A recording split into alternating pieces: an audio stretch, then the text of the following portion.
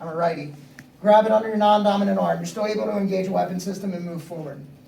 The other thing is sometimes people who are too big to get their arms around, again, I'm short. Trying to get my arms around John Russian isn't easy, especially when he's wearing a full set of kit. So sometimes what's easier to do is actually spin their arm around and grab them by their arm rather than me trying to lock my hands.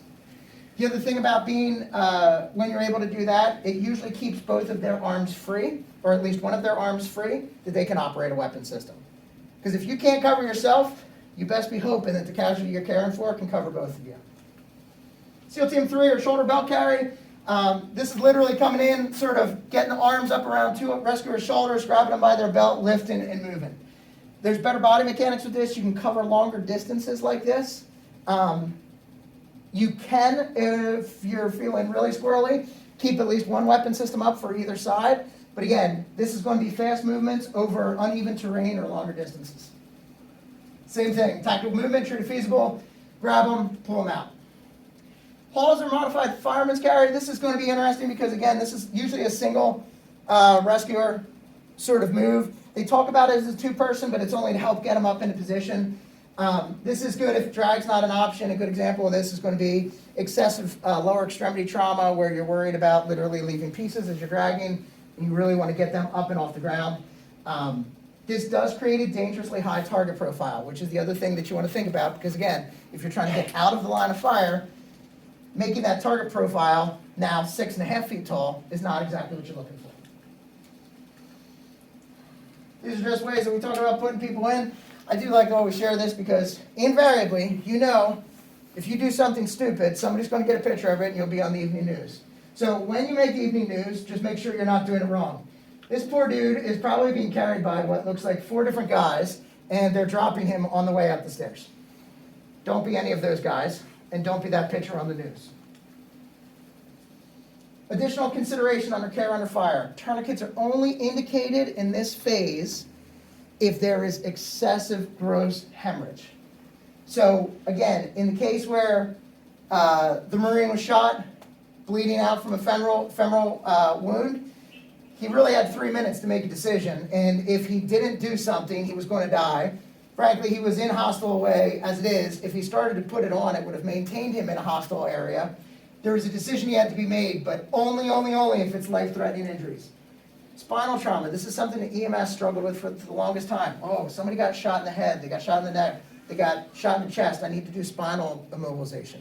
Don't worry about that.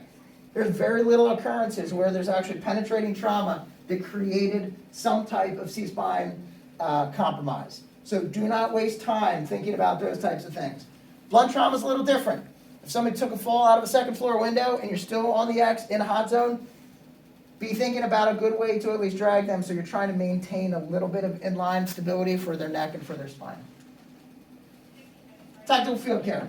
When I talk about the March algorithm, what I'm talking about is massive hemorrhage, airway, respiration, circulation, head injury, and hypothermia. These are going to be the things that you are looking at when you are assessing sort of what you can do in the tactical field care piece of this. We look at these as sort of the big things on the wall that we say, we need to manage these things, and if we can manage these things, we can buy you time. So as long as none of these things are going on, or I've taken steps to mitigate them, I have time to make decisions, to get an extraction plan and everything else. So as you begin to do tactical field care, the biggest thing that you can do, especially for whether it's a combat medic, combat lifesaver, whoever's going to be providing care to the casualty, provide them with an effective perimeter. This does not need to be huge. This may be 4 guys in a diamond, everybody taking sort of a corner. This may be 2 people providing forward and back cover, but establish a perimeter to provide them with security. Control and deny entry, maintain situational awareness. The big thing again, let the people doing the care do the care and not have to worry about covering an angle. Triage multiple casualties, determine who gets care first, determine the appropriate care, because again, we want to make sure that the highest probability ones are going to be able to make it through. One of the things that's tough again for medics, especially young medics, is when they start and learn how to do triage. And you go out in a car accident and you have 7 patients and you know that you only have 2 ambulances that are going to be able to respond out in the next 10 minutes. And you have to start making decisions.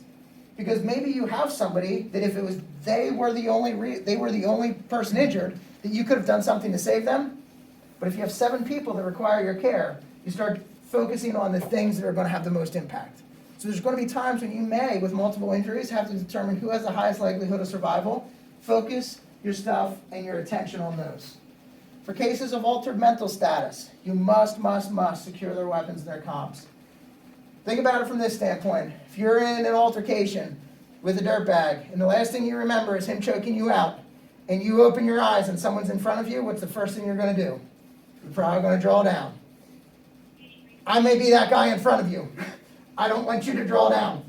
So the reality is, when someone is altered in any way, shape, or form, secure their weapon systems, and that goes for both primary and secondary. We say secure their comms as well, because the last thing you need is them screaming and making things worse. Massive hemorrhage. The big thing you can do here is a tourniquet. How many of you put tourniquets on? Okay, I was going to be super sad if really nobody put their hands up. How many of you put tourniquets on until it hurt and you thought you were going to die? So Jim's going to do some of that with you guys today. The big thing about tourniquets, and the take home that I always tell people, if you're going to practice putting them on and you never tighten them down, don't practice putting them on. Because you need to understand, number one, how tight it needs to be to make the pulse stop. And then number two, you need to be able to articulate to somebody, when you start putting a tourniquet on them, hey, by the way, this is going to hurt like a mother. I'm really sorry, but I'm trying to save your life. You need to be able to articulate what they're going to experience. When you have the following injuries, this is when you're looking for sort of this massive hemorrhage that you're trying to manage. Pulsatile steady bleeding, that's a no-brainer. We know that one. But these are some other ones that you may not necessarily think of. When bandages become soaked incredibly quickly, when there's pooling around them, and it may just be on the ground, but big time when you see things like their uniform literally circumferentially becoming soaked in blood. Be thinking again about how much bleeding is occurring to make that happen. Traumatic amputation of an arm or leg, and then the big one is prior bleeding where the casualty is now shocked or unconscious. So I take a round, I'm startled, I get up, you're able to move me to cover, I'm doing okay, and all of a sudden I'm starting to get a little bit altered and I'm starting to get a little bit slower. You need to be thinking that there's some type of hemorrhage going on that you may not be seeing and that you do need to manage. Again, you guys have done this. Jim's going to go over this with you in the back real quick. Tourniquets, and I'm not even going to waste time going through all this stuff with you. The key points with a tourniquet, you remain in grave danger while you're putting one on. You are putting an immense amount of focus on what you are doing, whether you're doing it to yourself or doing it to somebody else. You are in grave danger. You must do that with a little bit of awareness that things can change and or somebody needs to take care of you. Do not waste time with tourniquets when there's minor bleeding. Always, always, always apply without delay. It is the medic who goes back and says, I wish I would have done that sooner, is the one who at the end of the day is going to be doing a death notification. There is no, I wish I should have done it sooner. You have to do it sooner. If you think that there's a chance, you have to do it. The helicopters that we fly in have crappy access to patients' lower extremities. Colin and I have put tourniquets on people that didn't necessarily need them. We didn't crank them down, but we didn't waste any time because we knew that once they're in the helicopter, there's no way we're getting to their lower extremities. So do it without delay. When in doubt, go high and tight. Get it as high as you can, crank it as tight as you can. There's all kinds of calculations, like 2 inches above the wound, or do this or do that. High and tight. Get it as high as you can and as tight as you can.